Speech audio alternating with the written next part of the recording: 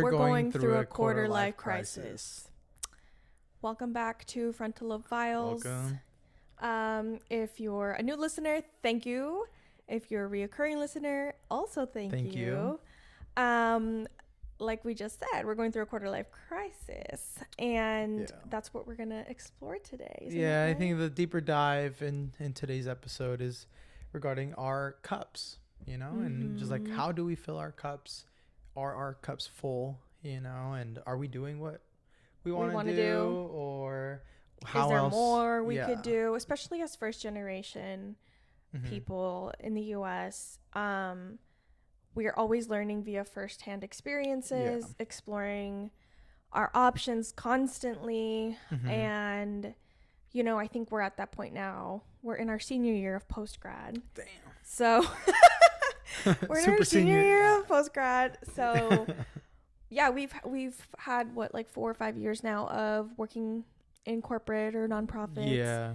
So our fair share of our experiences have definitely brought us to, I guess like this point, of just sitting back and realizing kind of where have we been, where would we like to go, and kind of how we could go about just moving forward. Yeah, exactly. And like what you said earlier, like trying to figure out how to fill our own cup, meaning how can a career path fulfill me or a different creative outlet fulfill me at this point in my life, right? And I think our values are constantly changing. Yeah. But at least I think we both talked about it, right? Like our value systems. Yes. I mean, and that's one thing that we can kind of get into the first thing of like our values that we had when we were in college and just these ambitious students to get our career started. I think that starts with school first, yes, and then your career, and kind of where were we then and where are we now in the sense of just the experiences that we've had. So with that, it's like, what does stability mean to us? Right, because I think that's what in college what we needed, right? We wanted stability, we wanted money, income, insurance, health insurance, things like that. That's obviously not something you had in terms of income flow as a college student, at least for us. It was instability, it was unstable. So that was definitely like a priority, but we're here now, right? We have a steady income, thankfully. We have our jobs. We have full-time jobs. We've been working. So now it's like, okay, so now what? Like, where does stability kind of find its balance with us wanting to be content, needing to be content with what we do, and that's where it definitely differs a lot from where we were in school, and where we are now. Like, stability was very different at that time for me, and just being content. I think there was a big escape for me through like sports. Yeah, I played sports even in college. It wasn't like like top tier type of thing, but recreational sports, like I did that a lot. So now it's just finding that balance for my career, but also my personal life, like filling my cup. Yeah, exactly. So we talked about how our stability was a value then, mostly because we were students and we didn't have that. Yeah. But did that value of stability come from anywhere else for you? Yeah, I think stability was definitely something that I was fortunate with. The stability in my support system the entire time. I think where I did see a big change was my own personal stability of finding that balance of what is it that I like to do, what would I like to do, not only just in my own personal life but also career wise. Just navigating that battle. I've always been in the idea of I don't know what I want to do. I enjoy what I do. I love what I do, but is it truly like the settling here for forever, So yeah, and I think settling into a workplace, staying there for years is something that's instilled to us by society, maybe by family members, older first gen people who are like, find a good job, keep it going. But I think that it's radical to seek contentness in this day and age, right? The grind is grimy, the grind is tough, but I don't believe in suffering my whole life. I I'm think cool off that. that's always a big topic, is that the older generations typically say, like, you're not doing X amount enough, you know, you're not doing this enough or whatever. And it gets to a point where I think we've just gotten to realize that we don't have to do that. Because we can still be happy. I think that's just a very Western idea. Yeah, I think that's like for the living and how life should be, very corporate, cultural. very corporate, you know. But what does stability mean to you?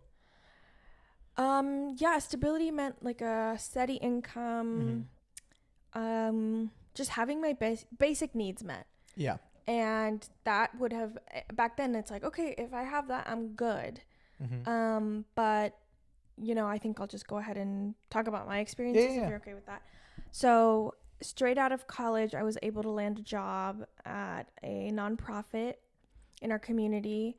And I was a court advocate for survivors of domestic violence. And that job was such an amazing experience in the sense that, like, I had a huge sense of responsibility on my shoulders as like a 20 something. Like I was like 22. Early 20s, yeah, you know, helping people like navigate the legal system, helping them file all these legal documents. Yeah. You know, like an advocate too, like I had to learn when to let go of like hand holding, right? Because there's like autonomy that you have to instill into people when they've gone through situations like this. But that job was very tiring for me, and I was able to do it for like a year and a half, I think. And it took a toll on my mental health severely. And, you know, as first gen, like, I'm always like, what can I do to better my quality of life for our future generations, right? And I was like, yes, giving back to the community is important. But I think that there was a piece within the organization. For example, like, I think therapy should have been offered to the staff. I don't know what it's like now. I left like a while ago. But I think that there does need to be an emphasis in nonprofit organizations to also like curate like a good system for the staff. Yeah. You know, especially if you're doing like face-to-face services. I think your experience is definitely very emotionally taxing, because you're not in their shoes, but you are helping them. Yeah. That are going through their situations. Yeah, exactly. And I developed like paranoia. Like I constantly thought I was being followed. You know, it was like a pretty like, and that's totally on me, right? Like not all the staff felt that way. But you know, after that legal field experience, which was very hands-on, right? Like I was going to court with people. I then transitioned into a law firm, and I'm a paralegal now, which amazing experience, great learning curve, like in the sense that like I love learning new material. So it was very different from going to court, right? Yeah. Like I do very different types of work now. But and the reason I went into all of this was because I wanted to become a lawyer, which is not what I want to do anymore, because I was able to get a taste of what it's like. Yeah. And I realized that it's just not the right fit for me and my personality and my cup. Yeah.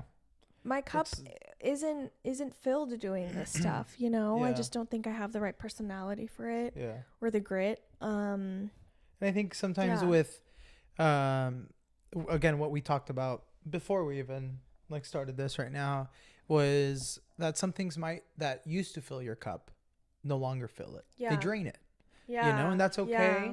It's just, it's important to realize that, you know? And I think going into my question for you is, when you realized that the path of becoming a lawyer was no longer for you, like how did you feel and kind of what came about that? I was so scared. That was really scary, because you were like, I told the whole world I wanted to be a lawyer ever since I was in 5th grade. I was like, I'm going to be a lawyer. You know, I majored in political science and Chicano studies. I was part of a pre-law group. I studied for the LSAT. I took the LSAT. Like I did all the things.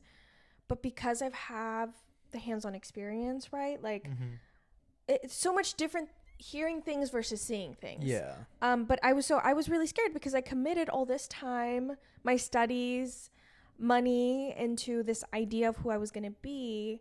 But I sat down and, was honest with myself and was like, I don't want to do this.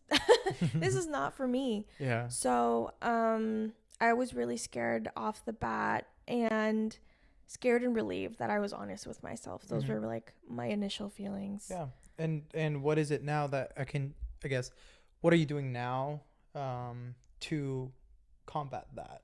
Like, Those like thought of, like scared like, and I put lost. so much effort into this and it's a change, it's been X amount of years since I graduated and now like I want to do what? X, Y, and Z. Yeah. So I don't know. I think, I mean, we're doing this now. We're doing the podcast where we produce, record, edit, publish, everything. Yeah. Promote, we market it. When we get a chance, because it is. Yeah, this is very time consuming. Yeah, it's very time consuming. On top of our job, but I really, really love doing this. So this is like an outlet for me to explore. Yeah. And I think my inclination, if you're someone who's in school or thinking of going back to school, or you just don't know what you want to do, I say try everything under the sun. Yeah. I think a big mistake I made when I was in school was I didn't try out things that even piqued my interest a little bit. Like had I gone into like radio club or producer club, I don't know, like I don't even know if they're club, you know what I mean? I'm sure there is. Yeah, exactly. Sure like is, yeah. I feel like I would have been able to like have a better footing in what I wanted to do, but because I was so hyper focused in having a stable job, right? A lawyer is a stable job. Everyone needs a lawyer at some point in their lives. 100%. I betrayed myself, I wasn't honest with myself. I think I was scared of being unstable. I think one thing to keep in mind in that situation is like don't beat yourself down for it, because totally. that is, at that moment, that was my truth. Your truth. That was your choice. That was my truth, yeah. That was what you wanted to do. You know? So I think in retrospect, like, don't beat yourself up for now wanting a change. So, and I will also say, like, when we were in undergrad, COVID hit. Yeah. And so that was like whole nother beast. Being like not physically on campus was like a huge barrier to like being able to explore other things. There's never an excuse. I could have joined things like through Zoom or whatever, but that is definitely a barrier. So yeah, my advice is to explore, or else like, I mean, you could always pivot when you're older. Like I'm trying to pivot now, and finding like outlets for myself, but it's probably easier if you're like in uni and like there's so many clubs and people. Yeah, it's the accessibility to the people, to the programs, to finding or asking the questions, and it's okay to make that mistake. Yeah. I think that's the big thing that even now we can still definitely live by, is it's okay to make a mistake, because the world's going to keep on going. Totally. But yeah, so I wanted to kind of touch on what you just said of like the pivot, so growing up, going into like the stability thing, for me, it was, you were stable because you had a job, and you found a job and you stuck with it. But as I got older, I definitely got to understand that it's okay to pivot.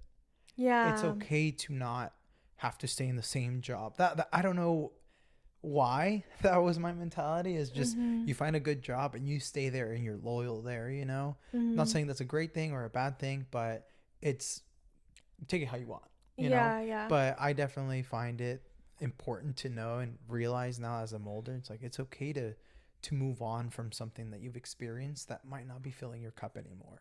Yeah. Because it is important to realize that you change, your needs change, your interests change as years go by. And I think with me going into work, I started off at a nonprofit as well, right after college. And with that, I was working there part-time prior to graduating. Full-time position as a supervisor opened up. I applied and I got it. I definitely felt like I was qualified for it. Absolutely. And I definitely knew I had great experience to qualify for it. And then as time went, And that's when I realized, like, okay, I'm really good at my job, you know? Yeah. But then you start to realize that as a supervisor, you're the middle person from Yeah. management and the staff that Like provide, a direct supervisor. yeah, the programs Yeah. or all that stuff. And I think what came to mind of not wanting to, I guess, like, move away was like you care so much for the people you work with and all that stuff that it's like a pivot is difficult to kind of go It's into. an emotional decision. Yes. It's not just a financial decision that you're making, especially for nonprofits. Like, you're working directly with people, community members. Yeah. It's like so gut wrenching for sure. And you're still in a supervisory position. So I transitioned about a bit over a year ago and still in a supervisory role. But with this, it's opened up so many great opportunities. And again, I have very strong, good feelings about what I do. I love what I do. It's a great thing. I get to see and experience so many things all the time. But there are some times that I'm like, my cup isn't getting full. Yeah. You know, and that's where the struggle of finding kind of what it is that you like to do, whether it is a career that's like my career. I always envy the people that are like, I love my job because it doesn't feel like a job. I have those moments here and there, you know, and then there's other moments where I'm like, all this is going on right now, you know, for real. And you're the main point of contact for a lot of those situations. Yeah, like sometimes we'll be out on weekends, enjoying our 20-something-year-old lives. Yeah, going out. We're out in the city. We're family gathering or something, and I get a call or a message for a program that's going on that I'm the main point of contact. That it's easy questions, it's simple things, 95% of the time, 99% of the time. But it's just the factor of having to kind of keep that in the back of your mind of, hey, someone might give me a call, you know? And a lot of the times I don't think about it. It's not until I get that message, I'm like, dang, I didn't think about this, you know?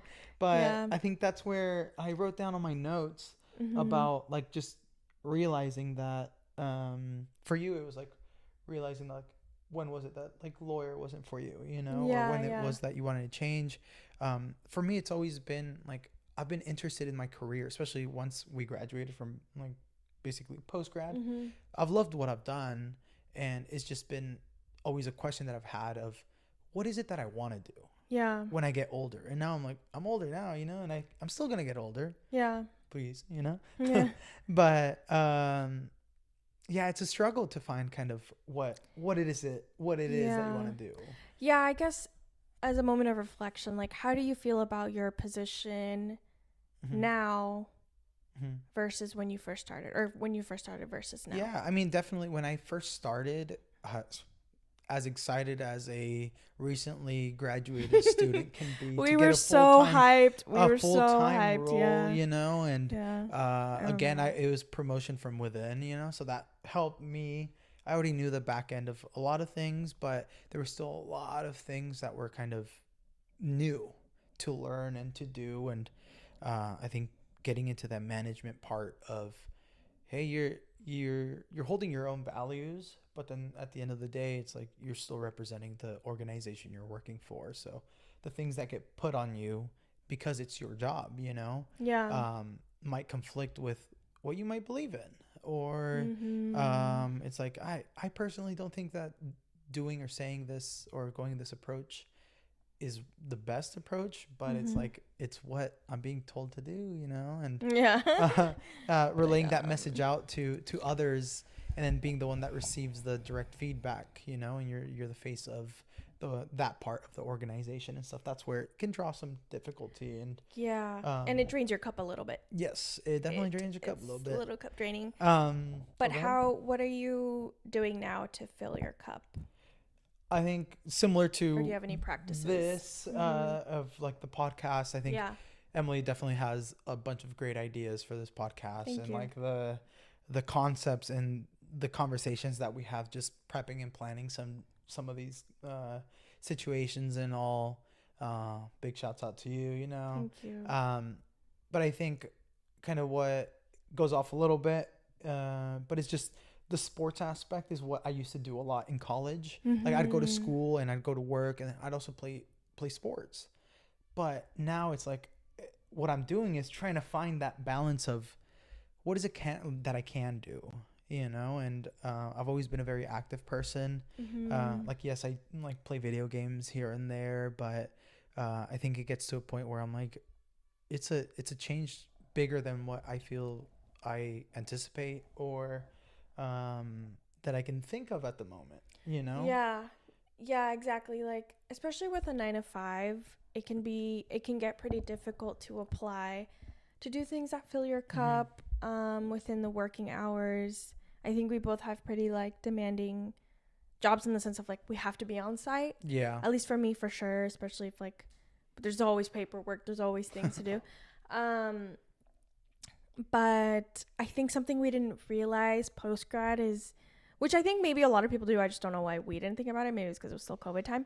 But like location is everything too, where you start working. I think there was a lot of restrictions at not like mandated like restrictions, but just personal restrictions that we had at the moment that didn't really allow us for that. Because I know COVID, at least for me during school, closed a lot of opportunities. Yeah.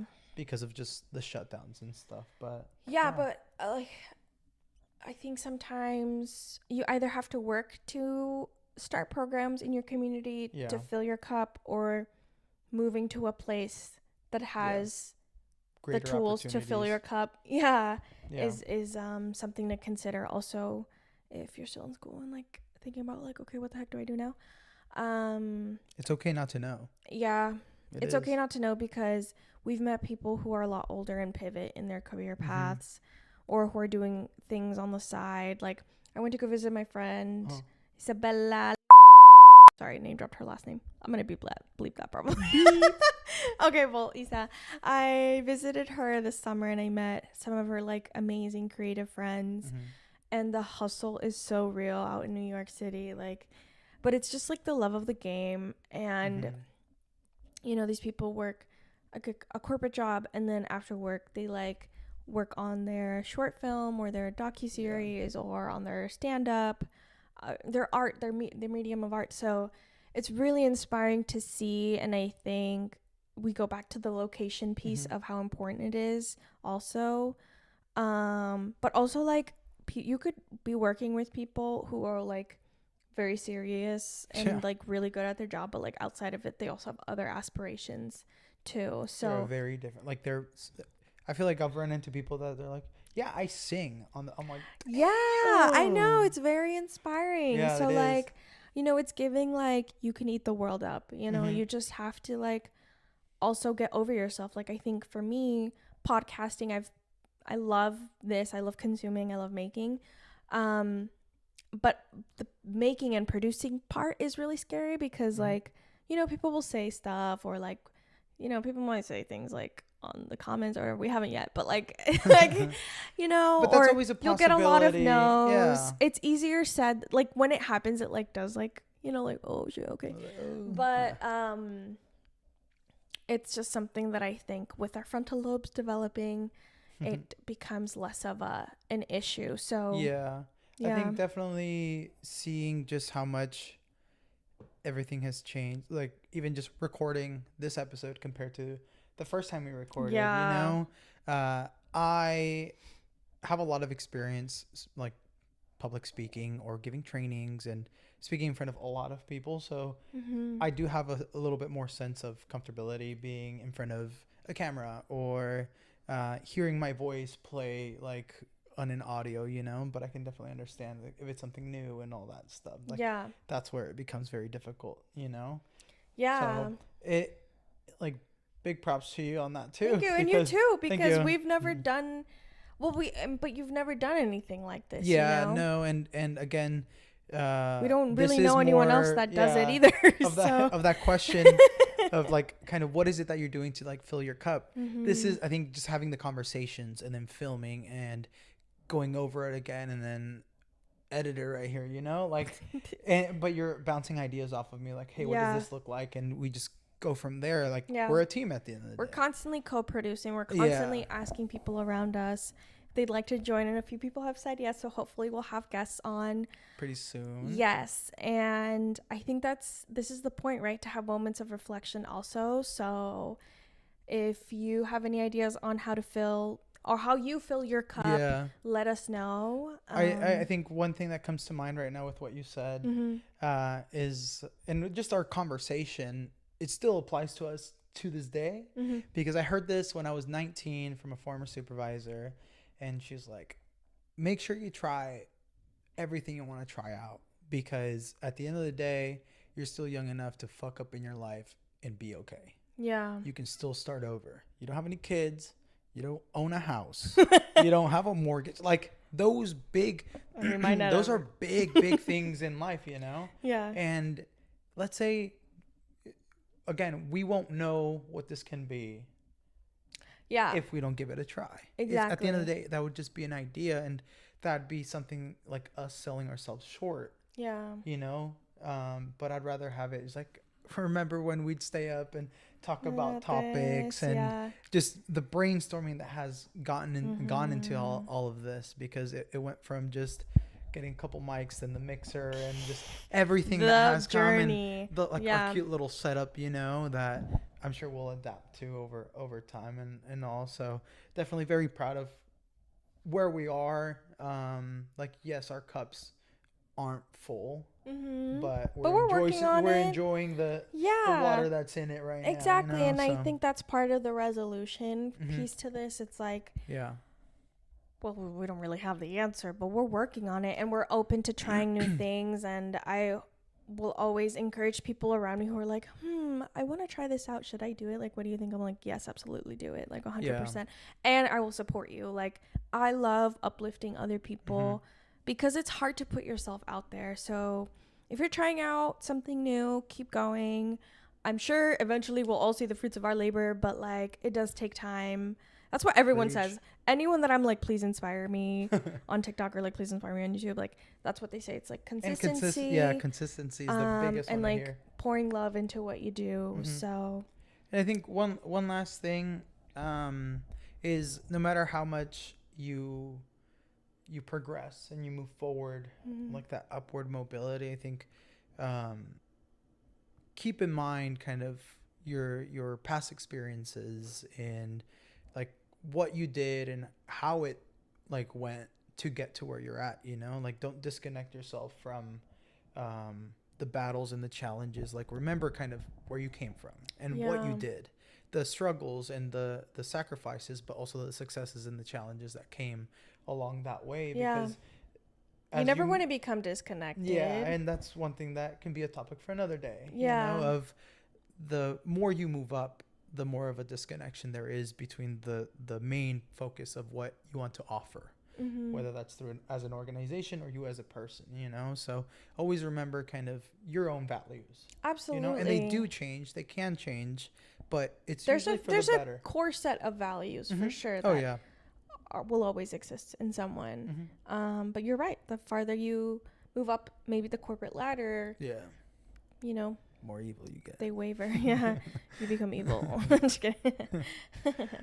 All right. Well, thank you so much for listening. Thank you. Really appreciate it. Make sure to like, comment, subscribe, share.